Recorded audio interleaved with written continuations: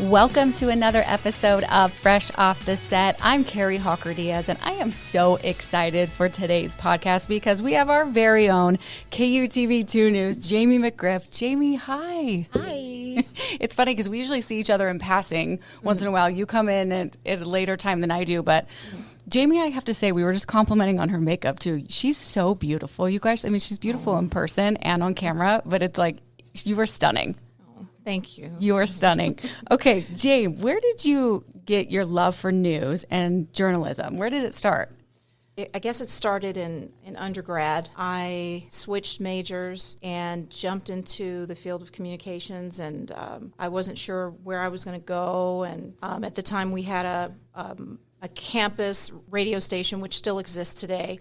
And so I just decided to just go up there and apply and just see if I would like it. And it just kind of sparked from there. From there. Got the job. And how long have you been in news? Long time.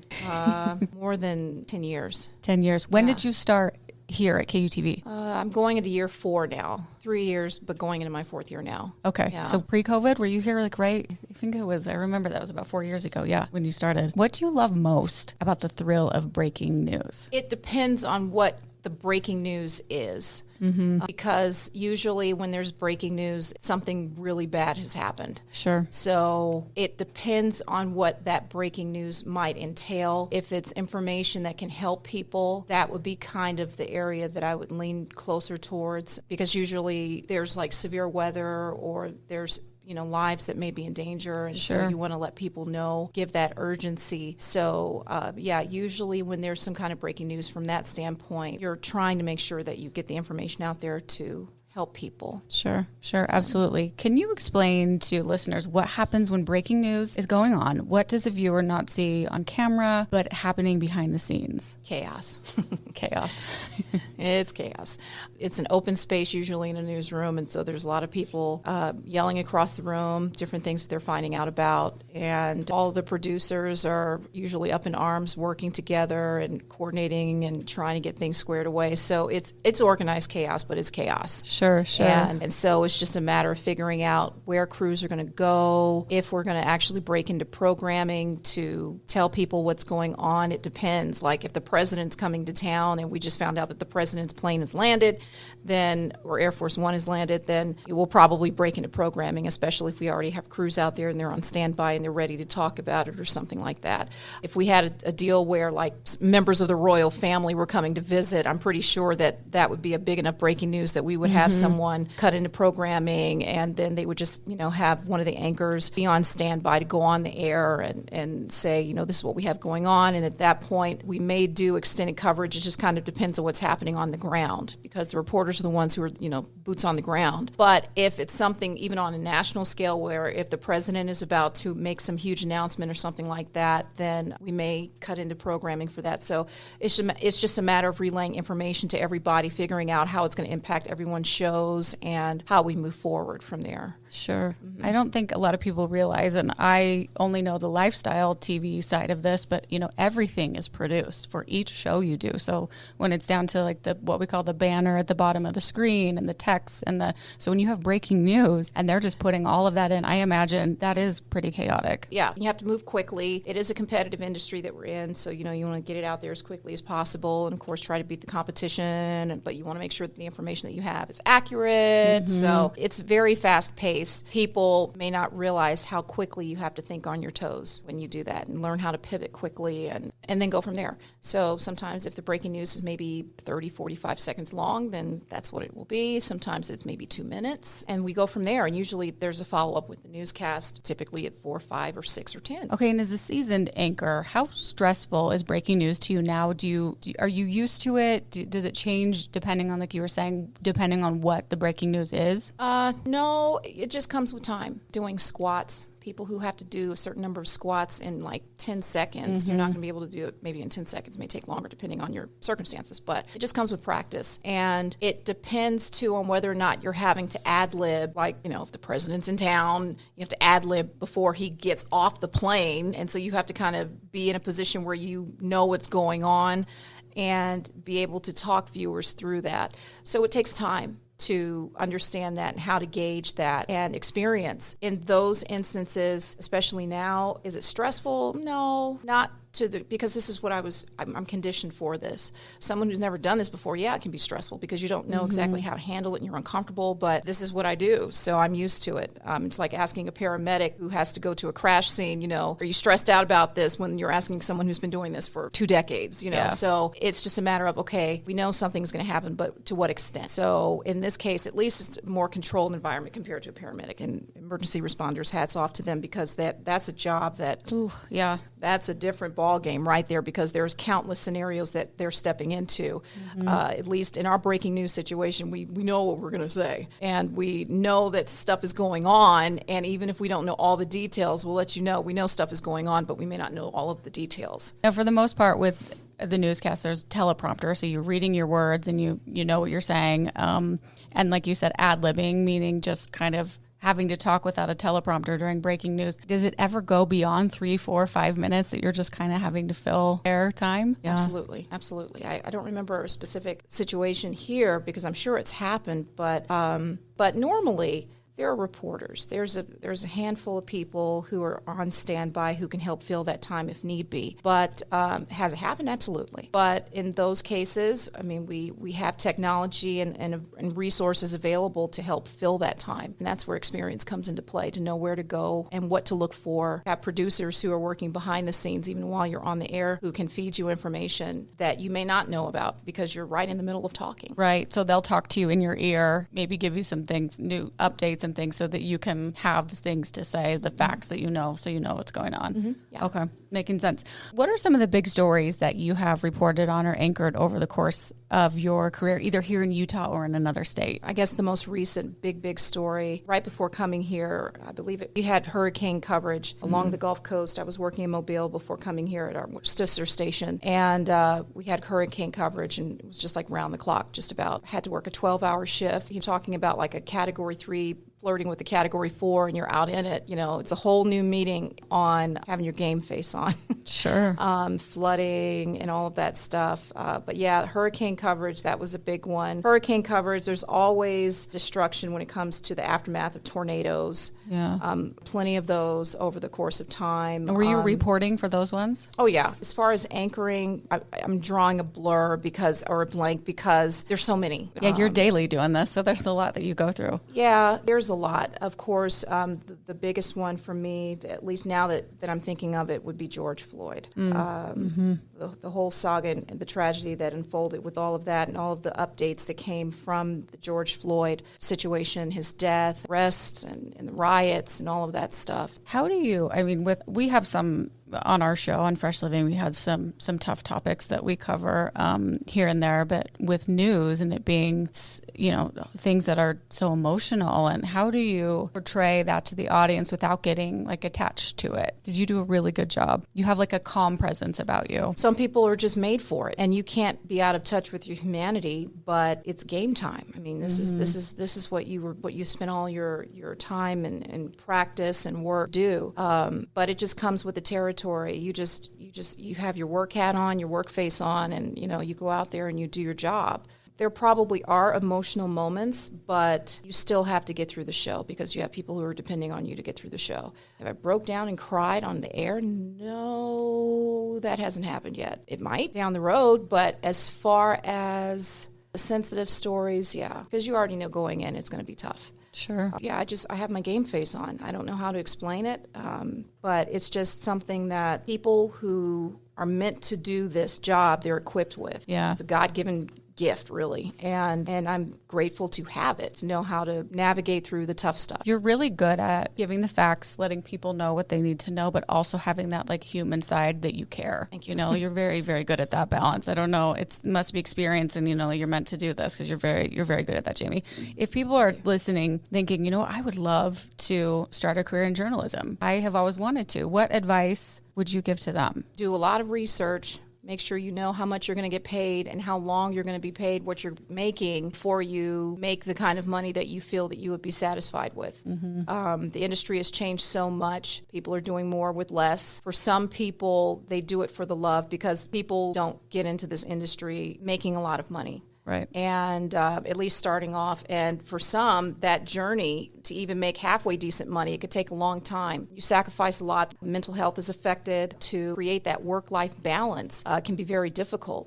It's a blessing to be able to do it, and you want to make sure that you have something that you feel fulfilled in doing.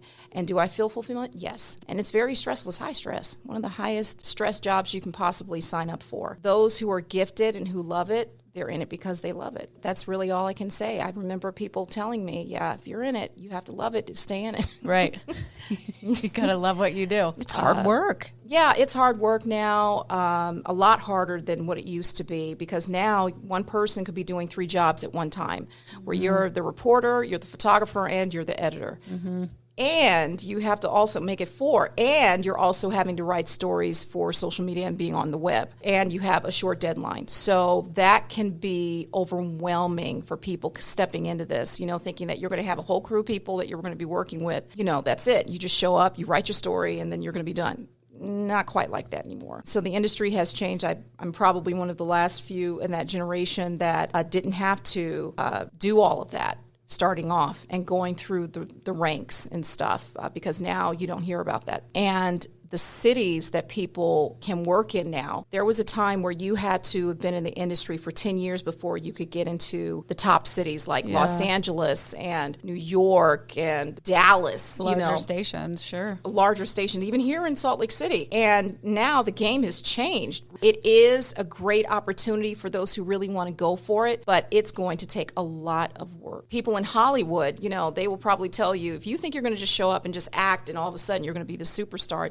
doesn't work like that. Mm-hmm. It's a lot of years. It's a lot of years. And Jamie, I imagine what can pull you through all of that is helping others. I imagine, for our viewers and people that are listening and that we're delivering the news to them like you do, and you're helping other people, probably gives you some satisfaction.